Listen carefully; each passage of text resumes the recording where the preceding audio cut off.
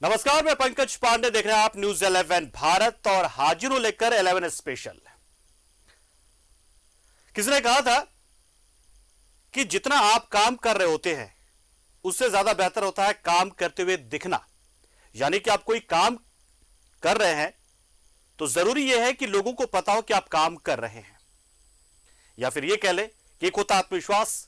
आप आत्मविश्वासी हैं तो आप काम उसी आत्मविश्वास के साथ करते चले जाते हैं, और दूसरा है आत्मविश्वास में आप हैं यह देखना जरूरी है।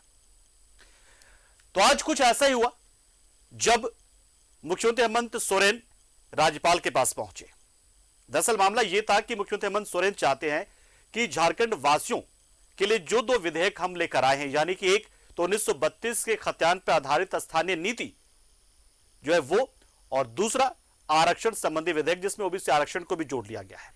यह विधेयक पारित करा लिए गए विधानसभा से विशेष सत्र के जरिए, लेकिन यह फिलहाल राज्यपाल के पास लंबित है। तो इसी को लेकर मुख्यमंत्री चाहते हैं कि यह जनता का मुद्दा है तो हम वो काम तो कम से कम कर लें अपने तरफ से। हमने वो विधेयक लाए, हमने वो पारित किया, हम वो राज्यपाल के पास पहुंचा चुके हैं, तो अब केंद्र के पास ये कैसे पहुंचे ये कोशिश तो कम से कम वो कर ही रहे हैं। और इसी को लेकर उन्होंने एक चिट्ठी लिखी थी कि सभी दल साथ आए, क्योंकि ये जनभावना है, जनता से जुड़ा मुद्दा है, झारखंडियों का मुद्दा है। झारखंडी इसे चाहते हैं कि ये हो जाना चाहिए, ये हो जाए, और इसीलिए लगातार उनकी कोशिशें इसी कड़ी में थी। लेकिन एक बात कहते ये भी है, कहते हैं कि वही जो बात हमने कही थी एकदम शुरुआत में कि काम करना और काम करते दिखना दोनों दो चीजें होती हैं। ये ठीक है कि राजनीति है, राजनीति में कुछ चीजें राजनीतिक तरीके से भी की जाती है, लेकिन कई बार जो कोशिशें होती है वो जरूर करनी चाहिए। कम से कम ये गिल्ट नहीं रहता है कि आपने कुछ किया नहीं। शायद बीजेपी को यह लगा होगा कि मुख्यमंत्री काम कर नहीं रहे, काम कर रहे हैं ये दिखाना वो चाहते हैं, और इसलिए वो इसमें शामिल नहीं हुई। लेकिन बाकी दल गए साथ में। इसके अलावा हंगामा भी हुआ, विधानसभा में एक हंगामा हुआ, इस पर हम बात करेंगे, इस पर चर्चा की। मुख्यमंत्री की अगुवाई में जो तमाम दल गए राजभवन, तो क्या हुआ, क्या आश्वासन मिला, कब तक ऐसा हो सकता है, क्या होगा, तमाम बातें होंगी। इसके अलावा विधानसभा की बातें करेंगे जो हंगामेदार रहा दूसरे दिन भी लगातार। एक बात और होगी, बहुत ही शानदार बात है वो, खतरनाक बात भी है। खतरनाक इसलिए कि एक दरोगा जी हैं, यानी कि पुलिस कर्मी हैं, उनके घर चोरी हो गई। सवाल इस पर उठ रहे हैं कि भैया सुरक्षा जो देते हमें, उनके घर चोरी कैसे हो सकती है? कहीं ऐसा तो नहीं है कि कोई शातिर चोर था और ये चुनौती देना चाहता है पुलिस वालों को। इसके अलावा गूंज महोत्सव की भी बात होगी, उसके बाद दूसरी बहुत सारी खबरें होंगी, लेकिन सबसे पहले बात हम इसी पर कर लेते हैं, यानी कि जो मुख्यमंत्री हेमंत सोरेन की अगुवाई में जो तमाम दलों का एक प्रतिनिधिमंडल राज्यपाल के पास पहुंचा, यह दबाव बनाने के लिए कि हमारे जो दो विधेयक विधानसभा से पारित हुए हैं उसे आप केंद्र सरकार को भेजिए तो कम से कम, फिर आगे देखेंगे। तो मुख्यमंत्री हेमंत सोरेन के नेतृत्व में विधायकों के प्रतिनिधिमंडल ने राज्यपाल रमेश बैस से मुलाकात की और 1932 के खतियान पर आधारित स्थानीय नीति और ओबीसी आरक्षण से जुड़े विधेयक को जल्द केंद्र को भेजने का आग्रह किया। मुख्यमंत्री ने कहा कि हाईकोर्ट की ओर से नियोजन नीति को रद्द करने के बाद झारखंड में नियुक्तियों को लेकर जल्द वैकल्पिक व्यवस्था भी की जाएगी। एक रिपोर्ट और फिर इससे जुड़ी बहुत सारी जानकारी हमारे सहयोगियों के साथ जो हमारे साथ जुड़ेंगे, लेकिन पहले ये रिपोर्ट। सीएम हेमंत सोरेन के नेतृत्व में राज्यपाल से मिला प्रतिनिधिमंडल। 1932 के खतियान और ओबीसी आरक्षण पर राज्यपाल से गुहार। सीएम ने कहा नियुक्तियों को लेकर जल्द होगी वैकल्पिक व्यवस्था। मुख्यमंत्री हेमंत सोरेन के नेतृत्व में एक प्रतिनिधिमंडल ने राज्यपाल रमेश बैस से मुलाकात की और राज्यपाल से 1932 के खतियान और ओबीसी आरक्षण से जुड़े विधेयक पर जल्द विचार करने और केंद्र सरकार को भेजने की गुहार लगाई। उसी को जल्द से जल्द पारित करने के लिए हमने महामहिम से आग्रह किया, ताकि हम केंद्र सरकार के पास भी जाकर के इसको जल्द से जल्द 9वीं अनुसूची में शामिल कर इस राज्य को संरक्षित और इस राज्य के नौजवानों का भविष्य संरक्षित करने का काम हो सके।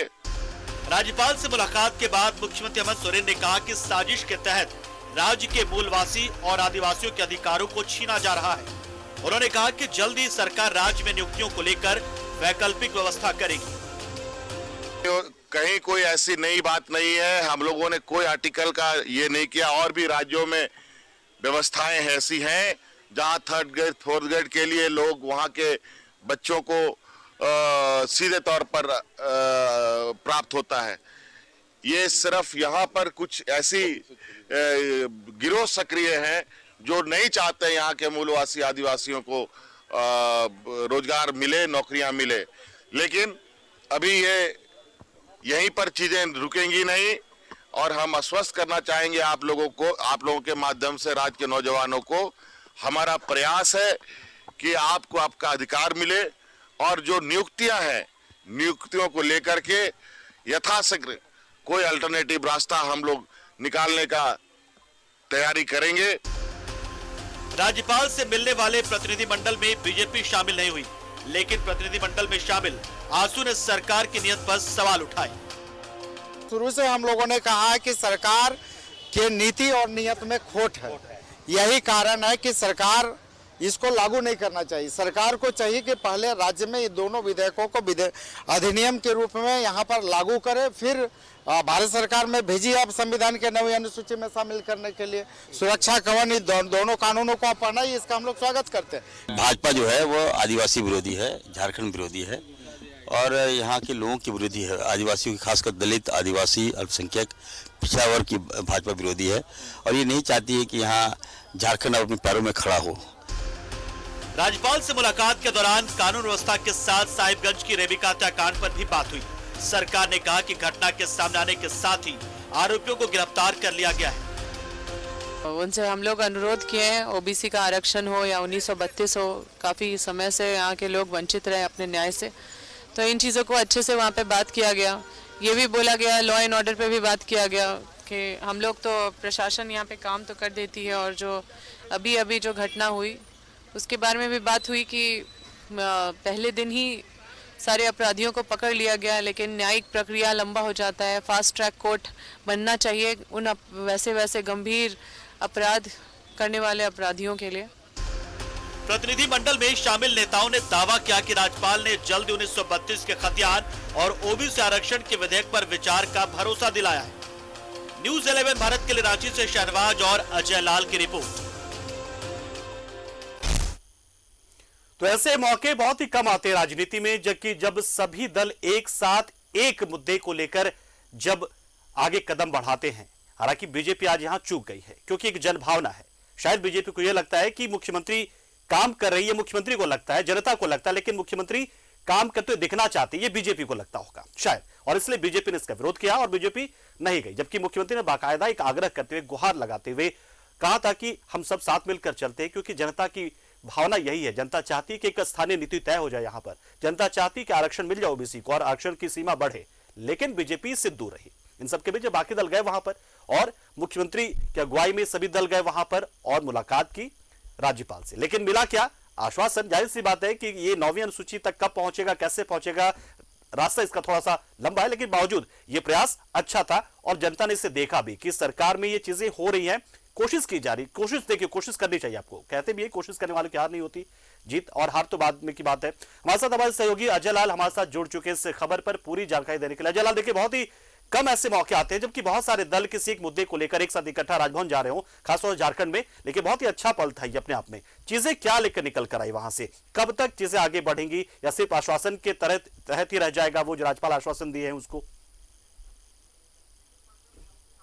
देखिए पंकज, सबसे अहम बात यह है कि जिस 9वीं अनुसूची की बात राज्य की सरकार कर रही है उसमें अब तक 284 ऐसे कानूनों को शामिल किया गया है जिसके बारे में कहा जाता है कि 9वीं सूची में शामिल कानून या विधेयक को न्यायालय में उसको चुनौती नहीं दी जा सकती, यानी कि न्यायालय समीक्षा नहीं कर सकता।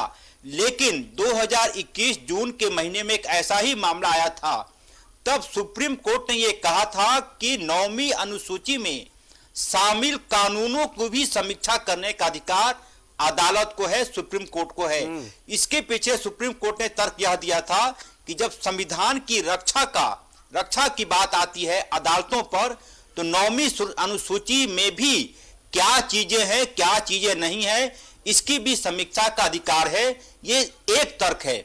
दूसरा तर्क यह है कि राज्य की सरकार आज राजभवन गई थी और वहां राज्यपाल से उन्होंने अनुरोध किया, जैसे कि मीडिया रिपोर्ट में आ रही है, हमने भी दिखाया है, न्यूज़ 11 ने दिखाया है, ये अनुरोध करने के लिए कि आप ओबीसी आरक्षण का मामला और 1932 का जो खातियान का जो कानून है जिसे विधानसभा के पटल से पास किया गया है, आप उसे केंद्र के पास भेजें। मुझे मेरी जानकारी में अब तक राज्य सरकार के दबाव पर या उनके अनुरोध पर कोई राज्यपाल, किसी भी राज्य का राज्यपाल कोई कानून दिल्ली सरकार को भेजे, केंद्र सरकार को भेजते, ऐसा अब तक प्रैक्टिस में देखने को नहीं आया है पंकज।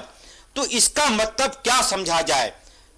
झारखंड मुक्ति मोर्चा, कांग्रेस, आरजेडी के लोग आज गए थे राजभवन के पास, आजसू के विधायक भी उसमें शामिल थे। ये राजनीति में वक्त के साथ चीजों को देखा जाता है, वक्त के हिसाब से नारे गढ़े जाते हैं, वक्त के हिसाब से बयान दिए जाते हैं। 2 दिन पहले जिस प्रकार से माननीय हाईकोर्ट ने राज्य की नियोजन नीति को रद्द किया, जाहिर सी बात है पूरी व्यवस्था पर सवाल है। इस राज्य में विधि सचिव भी हैं, महाधिवक्ता हैं, आखिर कैसे चूक हो जाती है ऐसी चीजों पर। और माननीय हाईकोर्ट ने कई टिप्पणी की कि आप ये कैसे कह सकते हैं कि जो व्यक्ति, जो युवक 10वीं की परीक्षा, मैट्रिक की परीक्षा झारखंड से देगा, 12th झारखंड से देगा, वही यहां की परीक्षाओं में बैठ सकता है, और वह सिर्फ रिजर्व कोटा के लिए था। यानी कि पूरी तरह से जो टिप्पणियां आई थी वो दोहराने की जरूरत नहीं थी। जाहिर सी बात है मौजूदा सरकार बैकफुट पर थी अदालत के इस फैसले के बाद। उसके बाद से मंथन ये हुआ कि अब क्या किया जाए, क्योंकि राजनीति में डैमेज कंट्रोल भी किया जाता है। लिहाजा ये नीति बनी कि अब 1932 के खातियान और ओबीसी के मुद्दे पर राजभवन के ऊपर दबाव बनाया जाए। इसे प्रेशर पॉलिटिक्स कहा जाता है। और दूसरी बात यह भी ध्यान रखने योग्य बातें हैं कि आज सत्ताधारी दल के लोगों ने भारतीय जनता पार्टी के लोगों से कहा कि आप भी राजभवन चलिए। बहुत अच्छी बात है, जाना चाहिए था, लेकिन एक बड़ा सवाल यह भी उठता है कि क्या 1932 के खातियान को लागू करने के पहले, विधानसभा में पास करने के पहले, क्या मौजूदा सरकार ने कोई सर्वदलीय बैठक बुलाई थी? बिल्कुल जवाब ना है। क्या ओबीसी आरक्षण के मुद्दे पर राज्य सरकार की तरफ से कोई ऐसी कोशिश हुई कि एक आम राय बने? इसका भी जवाब ना है। जब आपने कोई सर्वदलीय बैठक नहीं की, जब आपने कोई आम सहमति बनाने की कोशिश नहीं की, फिर आप किस मुंह से ये कहते हैं कि विपक्षी दल आपके साथ राजभवन जाए? अच्छा क्या राजभवन भारतीय जनता पार्टी के लोग नहीं गए? उनका ये नैतिक कर्तव्य है। तब ये सवाल उठता है कि राज्य सरकार क्या करे। राज्य सरकार की जिम्मेदारी बनती है, जो कि वो निभा भी रही है, कि राज्य के ऐसे युवा जिन्हें नौकरी से वंचित होना पड़ेगा अभी माननीय हाईकोर्ट के फैसले के बाद, उनके साथ कैसे इमोशन जोड़ा जाए, ये कहीं से ना लगे कि जनता को बस यही दिख रहा है कि सरकार काम कर रही है। और वास्तव में राजनीति में ऐसा किया जाता है, आपको पता होता है कि आप जो चीज करने जा रहे हैं उसका कोई आधार नहीं होता है, उसे चैलेंज किया जा सकता है, कोर्ट में हो सकता है, संशोधन किया जा सकता है उसका। तो ऐसे में जाहिर सी बात है सरकार की पूरी कोशिश यही थी कि हो सकता है कि एक दबाव बनाकर वो इस चीज को आगे बढ़ाए। लेकिन फिलहाल अब चीजें क्या होती है आने वाले दिनों में ये देखने वाली बात होगी। लेकिन बीजेपी ने पूरी तरीके से इस मुलाकात से खुद को दूर बनाए रखा और इस मुलाकात में वो शामिल नहीं गई वो मिलने के लिए। बहुत बहुत शुक्रिया अजय, हमारे साथ जुड़े, बात की आपने और बताया कि देखिए कैसे सर्वदलीय बैठक में चूंकि हुआ नहीं था, सर्वदलीय बैठक कोई हुई नहीं थी, बीजेपी हुई नहीं थी, तो इस वक्त बीजेपी कैसे जाती, फिलहाल अब जनता को तय करना है।